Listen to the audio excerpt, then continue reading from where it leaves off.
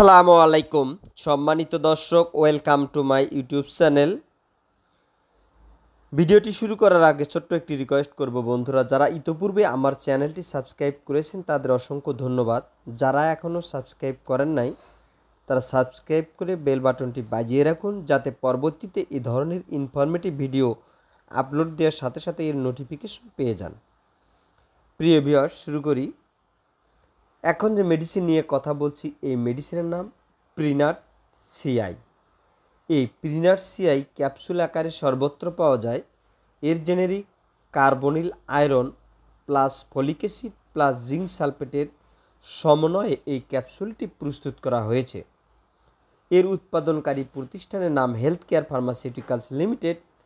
নির্দেশনা বা যেসব রোগের ক্ষেত্রে এই ক্যাপসুলটি সেবন করা হয়ে থাকে বা প্রেসক্রিপশন করা হয়ে থাকে: গর্ভ অবস্থায় এবং স্তন্যদানকালীন অবস্থায় আয়রন, ফলিক অ্যাসিড এবং জিঙ্ক এর ঘাটতি পূরণে এই টাইম রিলিজ ক্যাপসুল নির্দেশিত। এখন কথা হলো যে জিঙ্কের ঘাটতি আমাদের শরীরে কেন হয়? শুধু কি প্রেগনেন্সি এবং মাতৃত্বদানকালীন সময়ে এই দুই সময়ই হয়? না বন্ধুরা, এটি নারী পুরুষ ছোট বাচ্চাদের সবার ক্ষেত্রেই জিঙ্কের ঘাটতি হতে পারে। জিঙ্কের ঘাটতি কেন হয়?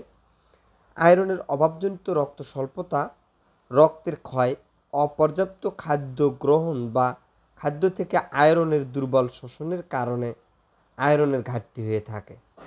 আয়রনের বা রক্তক্ষরণের উৎসগুলির মধ্যে রয়েছে ভারী পিরিয়ড, প্রসব বা ডেলিভারি, জরায়ুর ফাইব্রয়েড, পাকস্থলীর আলসার, কোলন ক্যান্সার এবং মূত্রনালীর রক্তপাতের কারণে আমাদের আয়রনের ঘাটতি হয়ে থাকে। প্রিয় বন্ধুরা, এই ক্যাপসুলটি দিনে কয়বার সেবন করবেন তার আগে বলে নেওয়া যাক এই ক্যাপসুলটির ফার্মাকোলজি। এই টাইম রিলিজ ক্যাপসুলে রয়েছে folic acid, zinc sulphate monohydrate এর সংমিশ্রণ তৈরি। কার্বনিল আয়রন ক্ষতিকর প্রক্রিয়াবিহীন এবং এটি সহজেই আমাদের শরীরে শোষিত হয়। মাত্রা এবং সেবনবিধি: প্রাপ্ত বয়স্কদের জন্য দৈনিক একটি করে ক্যাপসুল খাবারের আগে অথবা এই খাবারের পরেও খাওয়া যায়। এটি গ্রহণ করার পূর্বে বিশেষজ্ঞ ডক্টরের পরামর্শ অনুযায়ী সেবন করাই ভালো। পার্শ্ব প্রতিক্রিয়া: আয়রনের চিকিৎসায় গাঢ় রং যুক্ত মল স্বাভাবিক।